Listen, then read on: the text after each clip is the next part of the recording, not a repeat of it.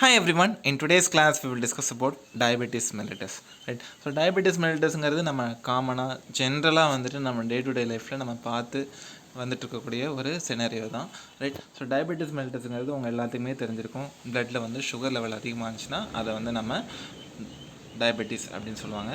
So அதோடைய definition first பார்க்குறோம்.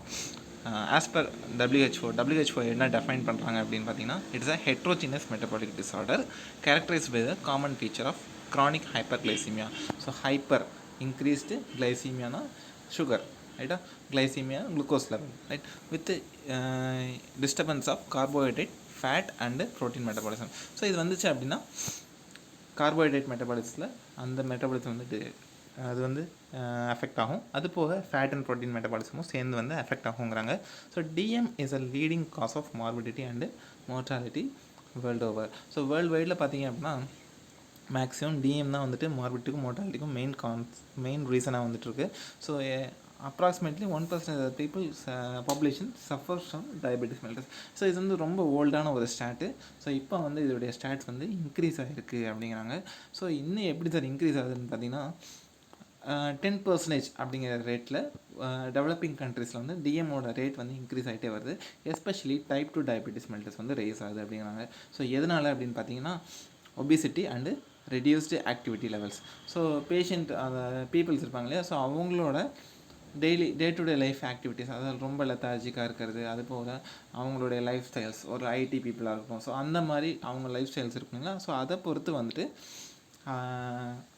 இந்த டைப் 2 டயபெட்டிஸ் மெல்லிட்டஸ் வந்து டெவலப் ஆகுது. ஸோ மேஜர் ஹெல்த் ப்ராப்ளம்ஸ் என்னென்ன, இதனால் டயபெட்டிஸ் மெல்லிட்டஸ்னால என்னென்ன ப்ராப்ளம்ஸ், என்னென்ன காம்ப்ளிகேஷன்ஸ் வருது அப்படின்னு பார்த்தீங்கன்னா ESRD, end stage renal disease. நேற்று சிகேடியில் ஸ்டேஜ் 5 அப்படிங்கிறது ESRD அப்படின்னு நம்ம படிச்சிருக்கோம் இல்லைங்களா?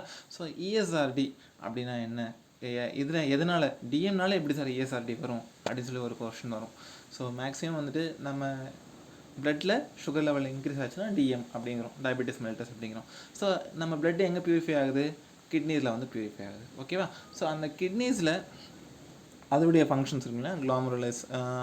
ஸோ இப்போ என்ன பண்ணணும்னு பார்த்தீங்கன்னா, இந்த பிளட் வந்துட்டு கிட்னியில் வந்து ஃபில்டர் ஆகிட்டே இருக்கும். ஸோ பிளட்டில் என்ன இருக்குது, சுகர் இருக்குது.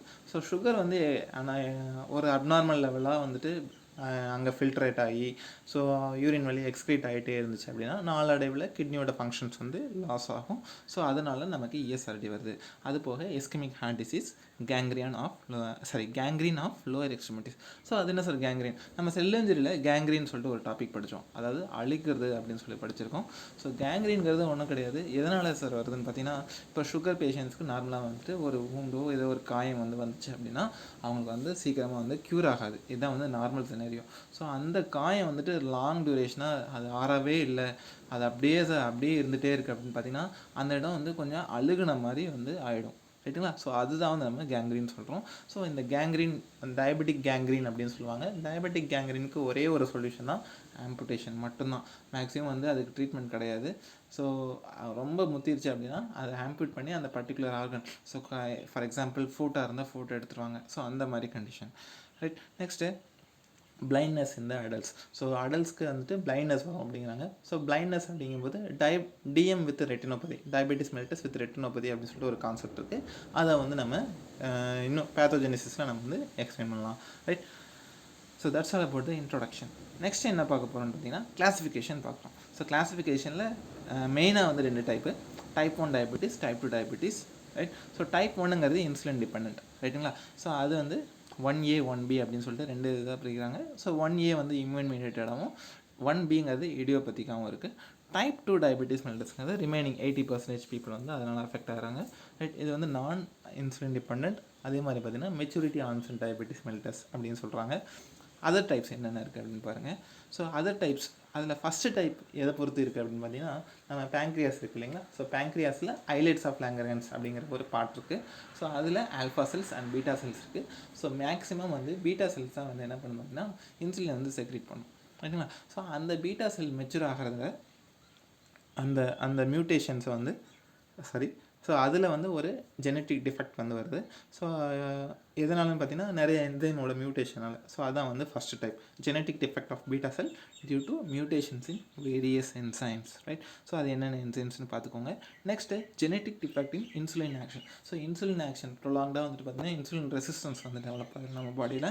ஸோ அதனால் வரக்கூடிய ஒரு diabetes. Next disease of exocrine pancreas. So நம்ம பேங்க்ரியாஸில் எக்ஸோக்ரைன் கிளாண்ட், எண்டோக்ரைன் கிளாண்ட்ஸ் இருக்குல்ல. ஸோ எக்ஸோக்ரைன் பேங்க்ரியாஸில் வரக்கூடிய disorders like chronic pancreatitis, pancreatic tumours, post pancreatectomy. So இதெல்லாமே வந்துட்டு அதில் வரக்கூடிய கண்டிஷன்ஸ். இதனால் வந்துட்டு எக்ஸோக்ரைன் பேங்க்ரியாஸ் வந்து அஃபெக்ட் ஆகுது. Next endocrinopathies like acromegaly, Cushing syndrome, phaeochromocytoma. So இது எல்லாமே எண்டோக்ரைனோபேத்திஸில் வரக்கூடியது. Next drug or chemical induce. So இது வந்து நம்ம நீங்கள் ஸ்பெசிஃபிக்காக தெரிஞ்சுக்கணும். ஃபார் எக்ஸாம்பிள் ஒரு சில ட்ரக்ஸ் லைக் ஸ்டீராய்ட்ஸ், தைராய்ட்ஸு, அப்புறம் வந்து தயசைட்ஸு, பீட்டா பிளாக்கர்ஸ். ஸோ இந்த ட்ரக்ஸ் எல்லாமே பார்த்திங்கன்னா டயபெட்டிஸை வந்து அதுவே இன்டியூஸ் பண்ணி விட்டுரும், ரைட்டுங்களா. ஸோ அதோட ஏடிஆராக வந்து நீங்கள் படிப்பீங்க, அட்வர்ஸ் ட்ரக் ரியாக்ஷன்ஸில் வந்து படிப்பீங்க. ஸோ இந்த ட்ரக் எடுத்துக்கிட்டோம், ஒரு பர்டிகுலர் குரூப் ஆஃப் தயசைட் ட்ரக்கை நம்ம எடுத்துக்கிறோம் அப்படின்னா நம்ம பாடியில் ஆட்டோமேட்டிக்காக சுகர் லெவல் வந்து இன்க்ரீஸ் ஆகும் அப்படிங்கிற ஒரு கண்டிஷன்ஸ் வந்து இருக்குது. Next infections, congenital rubella, cytomegalovirus. So இந்த வைரஸ்னால் வரக்கூடிய infections. Next uncommon forms of immune mediated DM, right. So uncommon forms வந்து stiff man syndrome, anti insulin receptor bodies. So இதெல்லாமே வந்து நம்ம பேத்தோஜெனிசிஸில் வந்து நம்ம இன்னும் டெப்த்தாக படிக்கலாம். Other genetic syndrome, so genetic defects like Down syndrome, Klinefelter syndrome and Turner syndrome, right. So இதெல்லாமே வந்துட்டு ஜெனட்டிக்கலாக வரக்கூடிய abnormalities. Next gestational diabetes. So gestational டயபெட்டிஸுங்கிறத பொறுத்து நம்ம ப்ரெக்னென்ட் மதர்ஸில் வந்து டெவலப் ஆகக்கூடிய டயபெட்டிஸ் தான் ஜெஸ்டேஷனல் டயபெட்டிஸ் அப்படிங்கிறோம். ஸோ இதையும் நம்ம வந்து பேத்தோஜெனிசிஸில் இன்னும் இன்டெப்த்தாக வந்து நம்ம பார்க்கலாம். So next coming to type 1 diabetes mellitus. So 10% of cases already நம்ம டைப் 1 டிஎம்னால வருதுன்னு பார்த்துருக்கோம். ஸோ இதோடைய other names juvenile onset diabetes mellitus. So இது ஏன் ஜுவனைல் ஆன்செட் அப்படின்னு சொல்கிறாங்க அப்படின்னா யங்கர் ஏஜில் வரக்கூடியது, அதே மாதிரி இன்சுலின் டிபெண்ட்டாக இருக்கக்கூடியது, ரைட்டுங்களா. ஏன்னா ஏன் இன்சுலின் டிபெண்ட் பார்த்தீங்கன்னா இப்போ அந்த பேஷண்ட் வந்து இன்சுலின் மட்டும் டெஃபிசிட் ஆகிட்டே வரும். ஸோ அவங்களுக்கு இன்சுலின் நம்ம கொடுத்துட்டோம் அப்படின்னா நார்மல் ஆகிடுவாங்க. ஸோ அதனால் வந்து இன்சுலின் டிபெண்ட் அப்படின்னு சொல்கிறோம். நெக்ஸ்ட் ஹவர் இந்த new classification neither age or insulin dependence are considers absolute criteria. So இப்போ புதுசாக ஒரு கிளாஸிஃபிகேஷன் வச்சுருக்காங்க. ஸோ அதில் என்ன சொல்ல வராங்க அப்படின்னு பாருங்கள். சப்டைப் 1A 1B அப்படின்னு சொல்லிட்டு இம்யூன் மீடியேட்டில் வந்து பார்த்திங்கன்னா DM characterized by the autoimmune destruction of beta cells which usually leads to the insulin deficiency. அதாவது உங்கள் அனாட்டமியில் நீங்கள் படிச்சிருப்பீங்க, ஆட்டோ இம்யூன் டிஸார்டர்ஸ் அப்படின்னு சொல்லிட்டு ஒன்று இருக்கும். நீங்கள் உங்களுடைய இம்யூன் சிஸ்டம் அதில் படிச்சிருப்பீங்க. அதில் ஆட்டோ இம்யூன் டிஸார்டர்ஸ் இருக்கும். அதாவது நம்ம பாடி செல்ஸே வந்துட்டு பார்த்திங்கன்னா நார்மலாக இருக்கக்கூடிய செல்ஸை வந்து டெஸ்ட்ராய் பண்ணும், ரைட்டுங்களா. ஸோ அந்த ஆட்டோ இம்யூன் டிஸார்டர்ஸ், அந்த பீட்டா செல்ஸ் என்ன பண்ணணும் பார்த்திங்கன்னா நம்ம பாடி செல்ஸை வந்து செல்ஃபாக வந்து டெஸ்ட்ராய் பண்ண ஆரம்பிச்சிடும். ஸோ அந்த பீட்டா செல்ஸ் டெஸ்ட்ராய் ஆயிடுச்சு அப்படின்னா நார்மலாக இன்சுலின் டெஃபிஷியன்சி வந்து வந்துடும். ஸோ இது வந்து சப்டைப் 1A. சப்டைப் 1B என்ன சொல்ல வராங்கன்னு பார்த்தீங்கன்னா it's characterized by insulin deficiency with tendency to develop ketosis, but these patients are negative for autoimmune markers. So இவங்களுக்கு வந்து டயபெட்டிஸ்னால ஒரு கீட்டோசிஸ் கண்டிஷன்ஸ் வந்து டெவலப் ஆகும். பட் ஆனால் வந்துட்டு அவங்களுக்கு ஆட்டோஇம்யூன் டிஸார்டர்லாம் கிடையாது. ஸோ இது வந்து another type, right. Next type 2 diabetes mellitus பாருங்கப்பா. ஸோ டைப் 2 டயபெட்டிஸ் மெல்லிட்டஸ் பொறுத்த வரைக்கும் 80% ஆஃப் கேசஸ் வந்து காமனாக இருக்கக்கூடிய டைப் வந்து இந்த டைப் 2 டயபெட்டிஸ் மெல்லிட்டஸ் 80% வந்து இதில் ரிப்போர்ட் ஆகிறாங்க, ரைட். ஸோ இது வந்து ப்ரீவியஸாக வந்து மெச்சூரிட்டி ஆன்செட் டயபெட்டிஸ், நான் insulin dependent diabetes mellitus NIDDM அப்படின்னு வந்துட்டு அதர் நேம்ஸ் வந்து கொடுத்துருக்காங்க. இந்த அதர் நேம்ஸ் வந்து நீங்கள் வந்து நல்லா தெளிவாக வந்து ஞாபகம் வச்சுக்கணும். Next although type 2 diabetes mellitus predominantly affects older individuals, right. So maximum வந்து பார்த்தீங்கன்னா எல்டர் பீப்புள் தான் வந்துட்டு இதனால் அஃபெக்ட் ஆகிறாங்க. It is now known that it also occur in obese adolescent children, hence MOD is for its inappropriate. So MOD வந்து inappropriate வந்து இப்போ வந்து சொல்லியிருக்காங்க. ஏன்னா வந்துட்டு பார்த்திங்கன்னா அடலசன்ட் சில்ட்ரன்லேயும் வர ஆரம்பிச்சிருச்சு. ப்ரீவியஸாக வந்து எல்டர் பீப்புளில் ரிப்போர்ட் பண்ணியிருக்காங்க. பட் இப்போது ரிப்போர்ட்ஸ் என்ன சொல்லுது அப்படின்னு பார்த்தீங்கன்னா ஸோ இல்லை கொஞ்சம் ஒபீஸாக இருக்கக்கூடிய சில்ட்ரன்லேயும் வரும் அப்படின்னு சொல்கிறதுனால இந்த மெச்சூரிட்டி ஆன்செட் டயபெட்டிஸுங்கிறது இப்போது காமனாக வந்து இந்த டேர்ம் வந்து நம்ம யூஸ் பண்ணுறது கிடையாது.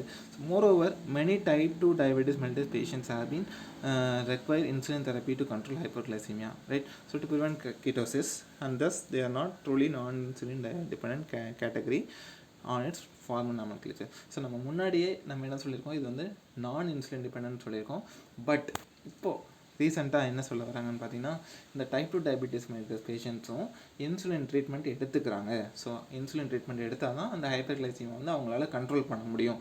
ஸோ அதனால் இந்த நான் இன்சுலின் டயபிட்டிஸ் மெலிட்டஸ்ங்கிறது நவடேஸ் வந்து பார்த்திங்கன்னா காமனாக யூஸ் பண்ணுற டேர்ம் கிடையாது அப்படிங்கிறத சொல்ல வராங்க. Next gestational diabetes mellitus. So gestational diabetes mellitus, 4% of the pregnant women develop diabetes mellitus due to metabolic changes in the pregnancies. So pregnancy conditions பார்த்திங்கன்னா நம்ம மதர்ஸில் வந்து மெட்டபாலிக் சேஞ்சஸ் வந்து நடக்கும். ஸோ அந்த சேஞ்சஸ்னால அவங்களுக்கு வந்து டயபெட்டிஸ் வந்து டெவலப் ஆகும், right? So although they revert back to the normal glycemia after delivery, these women are prone to develop DM later in life. So என்ன தான் வந்துட்டு அவங்கள வந்து அந்த பர்டிகுலர் லேபர் முடிஞ்சதுக்கப்புறம் நார்மல் ஆயிடுவாங்க. நார்மலாக அவங்க பாடியில் சுகர் லெவல்ஸ்லாம் நார்மல் ஆயிரும். But later half of the லைஃப்பில் அவங்களுக்கு டிஎம் வந்து வரக்கூடிய சான்சஸ் வந்து அதிகமாக வந்து இருக்குது அப்படிங்கிறத தெரிஞ்சுக்கோங்க, right? So that's all about the types of diabetes mellitus. So இன்றைக்கி கிளாஸ் இவ்வளோ தான். நாளைக்கு நம்ம வந்து இதோடைய பேத்தோஜெனிசிஸ் வந்து பார்த்துடலாம். ஸோ இன்றைக்கி வந்து டயபெட்டிஸ் மெலிட்டஸ் அப்படிங்கிறனா என்னென்னு பார்த்தோம். ஸோ அதை பற்றின இன்ஃபர்மேஷன்ஸ் கொஞ்சம் பார்த்தோம், கிளாஸிஃபிகேஷன் பார்த்தோம், எப்படி கிளாஸிஃபை பண்ணுறாங்கன்னு பார்த்தோம். நெக்ஸ்ட்டு அந்த கிளாஸிஃபிகேஷனில் முக்கியமாக டைப் 1 டைப் 2 டயபெட்டிஸ் மெலிட்டஸ் அப்படிங்கிறது என்னென்னு பார்த்தோம். நெக்ஸ்ட்டு ஜெஸ்டேஷனல் டிஎம் பார்த்துருக்கோம். ஸோ நாளைக்கு கிளாஸில் நம்ம வந்து பேத்தோஜெனிசிஸ் பார்த்துடலாம். ஸோ இந்த கிளாஸில் உங்களுக்கு ஏதாவது டவுட்ஸ் இருந்ததுன்னா you can ask in the comment box. Thank you.